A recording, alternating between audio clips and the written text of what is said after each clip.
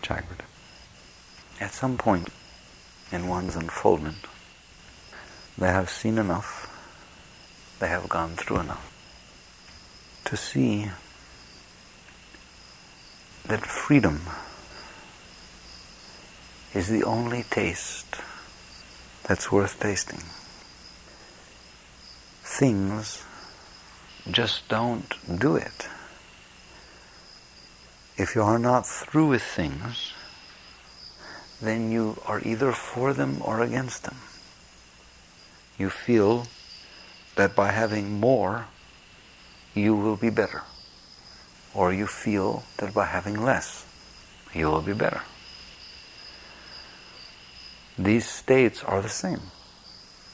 Renunciation and craving are the same thing to the yogi. They both are energy patterns that are the result of not being through with something. If leaves during the fall turn brown and fall from the tree, some people are okay with this. They don't wish that there were more because they enjoy the color so much that they can't tolerate the fact that it's gone. And they don't wish that there's less because it makes such a mess on the ground and they have to rake it up all the time. They enjoy raking. They enjoy the leaves changing. They enjoy the leaves falling. They enjoy the trees being bare. They enjoy the leaves coming back. In other words, they have nothing going about this process. They understand that the process is happening. They are the experiencer of the process.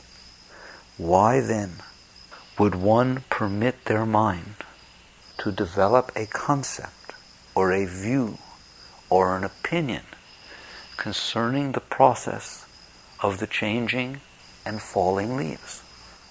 Why would anybody do such a thing? It has nothing to do with them.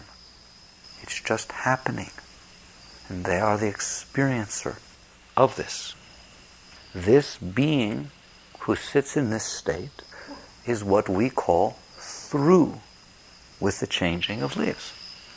Does it mean this being does not like the changing of leaves? No. Does it mean they like it? No. Does it mean they get no joy from it? No. Does it mean they don't get tired raking the leaves? No. It merely means that they fully are accepting the process. They are at one with the process. So they are through with it. Through with it in a personal sense, not through with it in a cosmic, interactive sense.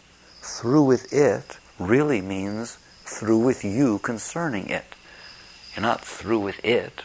You're through with you concerning it. You have released the part of your being that had no right to be there anyways. It was doing a meaningless thing, making a process its own, and then judging it. Believe it or not, and I know it is difficult to see, everything can be like that. Everything.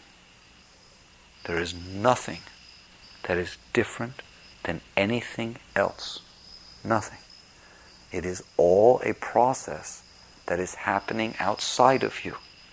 There are men, there are women. The leaves are changing, the leaves are falling. It has nothing to do with you. You did not make either. Neither belong to you. Neither is repulsive, neither is attractive. They just are. Just like the leaves are. Whether the leaves be on the trees or off. They were here before you came. They have been here from the beginning. And they will be here when you leave. What is difficult about this? What is so troublesome about this? Why can't it be what it is?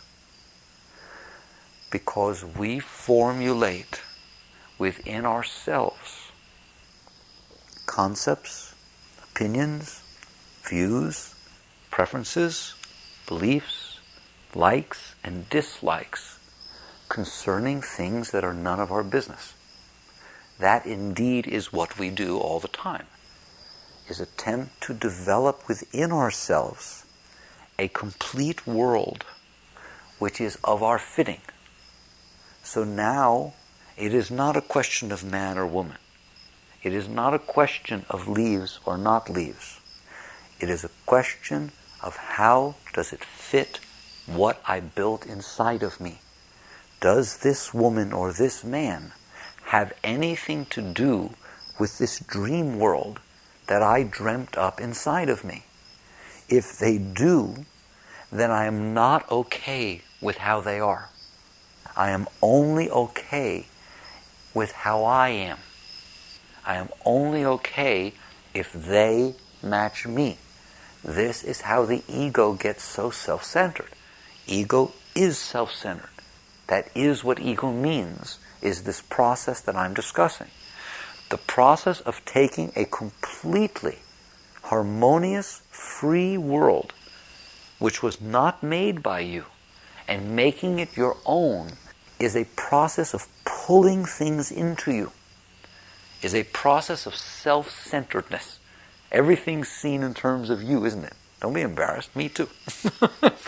That is the nature of the ego. Every single thing is seen in relationship to you.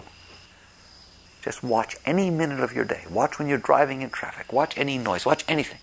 You might as well just sit there and say, what's that got to do with me? What's that got to do with me? Why did that happen to me? What's that got to do with me? It's weird, but it's true. All right? That is ego. This self-centered being that is trying to relate everything that has nothing to do with you to you. When you do that, what you do is build a model, and that's the most important thing to see. You build a model within you of how it all should be. And then you look out through that, trying to make it that way, and therefore you develop these opinions and preferences. If you do this, you have done a terrible thing. Why? Because you have bound yourself. You have bound yourself. You will never know freedom. You don't even know what the word means. You are completely bound to every single change that takes place in this world. You're bound to how somebody talks to you. You're bound to money. You're bound to every single thing. Because all of it has to fit your model. And if it does not fit your model, you suffer. You suffer seriously. The Buddha had it completely right. His words were, the cause of suffering is craving. What does it mean to crave? To have a preference. Don't sit there and say, oh, he meant craving, I just have a preference. That's what he meant. You are differentiating your likes against your dislikes. And you want your likes, and you don't want your dislikes. That is the act of craving. And that causes suffering. And all of it is based upon the process of building a model of how you want it to be, on how you think it should be, on I, on my concepts, and so on. This is what binds you. To be free is when you start seeing that you can be done with things. It is not that you must leave this world. You do not have to die to be free. You do not. You can be in the world, but not of it. Those are Christ's words. You do that by being through. If you try to push things from you because you're afraid of them, you're not through with them. If you try to renounce, if you try to deny, you are not through. You just have a model that's being negative about something. If you try to get, to cling, to take, to prefer, to pull toward you, you are not through. You have a model that is attracted versus repulsed by something. And it is all due to the same model. Your true relationship with this world is to let it be, to permit it to be what it is. It can pass through you. It can. That which appears repulsive will pass. That which appears attractive will pass if you let it. It's just going about its dance through the universe. It's on its way through the universe. It just happened to pass by your consciousness. And your consciousness was unable to handle that, whatever it is. So what you do is struggle with it, either to keep it or to push it away. I want you to see those two things as the same, because they are both based on a process of you not being through. If you are through, you let it be. If you are not through, it is difficult to let it be. You always want to do something about it, and you become the doer. And this act of having to manipulate, control, deal with every single thing that happens to you, everything that passes your consciousness, is what develops the binding sense of doership, of I. And you are constantly deep inside feeling, I must do, I must control, I must stay in charge, I don't want this, I need that, what will I do, how can I get this? And it's neurotic. Even in its quietest state, it is neurotic. It is incapable of handling anything. It struggles with everything. You say, well, I don't struggle all the time. Oh, you mean sometimes you get it the way you want. Don't tell me that the state of nirvana, that the state of being through, is when you get things the way you want them. That is to be as bound as you possibly could be. Because anytime you have them the way you want them, you have to keep them that way. You don't want that. That is not freedom. The yogi does not want things the way they want them. The yogi wants to be through. The yogi wants to be able to exist in this world with the eyes open, with the hands open, with the heart open, and experience life. Let it dance as it will. Let it bring what it must. Let it take what it does. Serve it with all your being, however it wants to dance. Do your dance. There's no ugliness you could show me that I will not see you behind. There's no beauty that you will show me that I think is more worth clinging than anything else, because it's all you wearing a mask. It's all God dancing behind form. If your child, who you love so much, is playing different parts in a play, which one are you going to cling to and which one are you going to repulse? All that you care about is how wonderful your child's doing. You feel the same love if he plays a villain or if he plays the hero. It doesn't matter. You're looking behind the part at who's playing the part. God is playing the part of life. Life is God made visible. Everything that's taking place is creation. That's all. Nobody asked you to judge it. Nobody asked you to separate like from dislike. You were asked to come here and experience the dance of creation on one planet, and you can't handle it. A few spins around the sun, and then you leave, and it has to be such a melodrama. It has to be so intense. Why? Why is it so intense? That is the question that Buddha asked, and he left everything to try to solve that. And he found the answer. He said, oh, I see why it's so intense. Because I have preferences about how it should be. Does that make it intense? Just go into a room. I'm going to take two people. I'm going to send them into an empty room. It's a nice room, comfortable, nice seats, nothing offensive at all about the room, just a very plain room, but comfortable, nice. One person, before they go in the room, I told them, wait till you see what's in there. Oh my God, what's going to happen to you in there is unbelievable. It's the most unbelievable experience I've ever had. I don't know how long it's going to take before it happens to you, but oh my God, are you going to be blown away? And the other person, when they walk in the room, I just say, the room's a nice room. Sit in there for a while and you get to leave. I'm going to tell you something.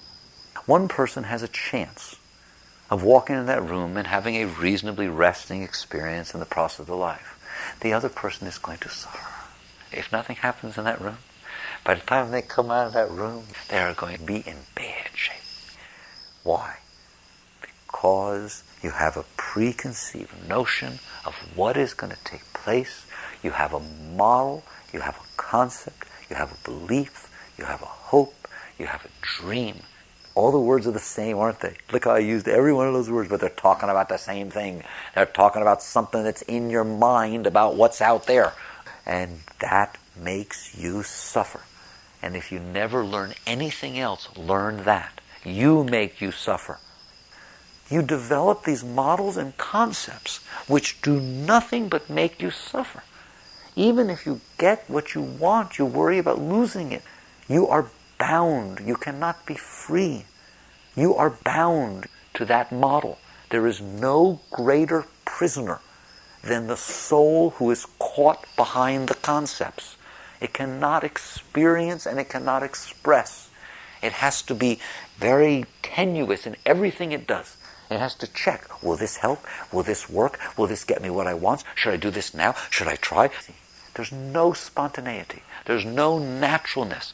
And there's no experience of life because you're caught behind this veil. So the yogi wants out. But out doesn't mean leaving.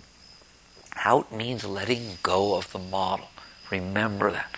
There is nothing to change outside. You just let go of that part of you inside. Once you start this process, what happens is you will see that there are some things you're through with, much more than you think.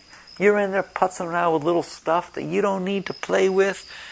Try as hard as you can to let go. Just say, that's it, I'm letting go of everything.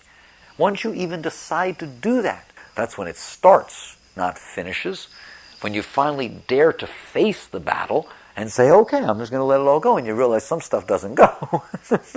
Some just doesn't want to go. You let it go 100,000 times and it wants to stay there. It must have been put in with super glue or something. All right? So there is stuff like that. When it doesn't want to go, it's your samskaras, it's the patterns, it's the blocks that are running your life. Just let go. What you will see is that life will help you. Life will bring to you that which is necessary to remove from you what is still caught. Everything that is brought to you is to remove a part of you. It works like a magnet. It comes, attracts, and if you let go, as it passes, it will take from you what was in you. All of it is your teacher. And life does not take anything from you as a punishment. Things come and go like sandpaper. So Mayor Baba said. It's like sandpaper. It goes back and forth. And by going back and forth, it purifies, cleanses, and cleans. So likewise, life purifies the soul by coming and going. Things come and go, don't they? But you want to cling. You want to cling to that which came, which you want, and you want to push away and make sure it doesn't come, that which you don't want. You are stopping the process of life, and it causes tremendous pain and tremendous suffering. The pain that you go through when you permit cleansing to take place, that should not be called pain, and it certainly is not suffering. It is purification. It is releasing. It is, Baba used to say, the pain that ends all pain. It is the blockages being removed from your heart. And you should welcome this. So the yogi, to be free, there's nothing you can touch. You can't make yourself free. You just let go. You let go and let God. You permit it to unfold without preference, without desire. What if you have preference or desire? You let it go. Let what go? The preference and desire. All of them? No, not all of them. You can keep the ones that you want to keep, and you don't have to be free to that degree. It's your right. You can stay bound in certain areas, no problem. You just won't get to know what it's like to be free. How free do you want to be? How high do you want to fly? How deep do you want to explore? You let it all go. Why not? I wonder what's on the other side if you let life be what it was. Which of you could tell me about it? All of it. Each moment. Let it unfold as it would if you weren't there. And yet, when it comes before you and brings you work, you put your being into it selflessly as an act of service to life. Taking nothing, pushing away nothing, just saying, what's the dance now? You think you can't hear the song if you want to. The song happens to be very loud. It's loud. The trouble is the ego's louder. It's very busy with its eyes. So freedom is a very great thing. There's not enough that can be said. As your soul starts to feel free, you rejoice in the process of life. There's never a single day that's a problem. Not a single day. There's not a single relationship that causes any problems. There's not anything that ever can touch you ever again. You are free. You're free to soar. You're free to experience. You're free to be sick. You're free to get better. You're free to have a relationship. You're free not to. You're free to have people like you. You're free to have them not. But notice, it's not the freedom that you're doing it. I'm sitting there saying, oh, well, free to have a relationship. I think I'll have one. It's not like that. It's like whatever unfolds is what is. And your whole process is laissez-faire. You're hands off. You touch nothing. Neither with deed, word, nor thought. As you move closer and closer to this, your divinity opens up inside of you. And when you are free, you have set life free. And life is a very great thing. There's two very great things, you and life. There's a very, very beautiful dance. When you let life be, she lets you be. And you be one. So this is the process of yoga. It's the process of liberation. If you want to suffer, you are free to. If you want to say, not this, I'm not letting go of this, then don't. If that's what you want to do, that's what you do. You have free will. You really do. You can keep as much suffering as you want. The only free will you don't get is you sit there and say, I want to keep it all, but I don't want to suffer. It's impossible. You set up a rule that can't happen. If you're in there clinging and grabbing and fighting, you are in there clinging and grabbing and fighting. And you're going to suffer. Boy, it can get so tight, can it? If she just looks at you the wrong way, it hurts. If he doesn't say something, oh, it hurts so bad. You're doing it. You don't get that way about other people. Why are you that way? Because you built the model. You permitted yourself to have these preferences and desires and cravings. Let go. Let go. Exactly.